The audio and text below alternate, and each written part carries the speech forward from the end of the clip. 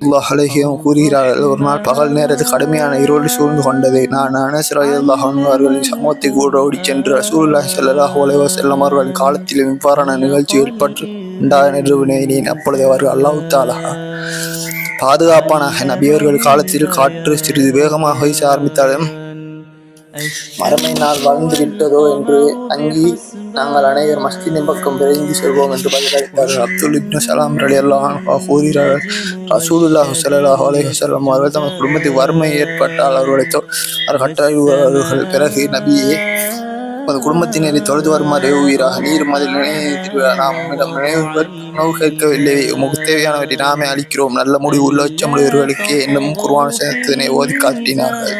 பிஸ்மில்லாஹ் ஹாலோஸோட முடிக்கிறேன்.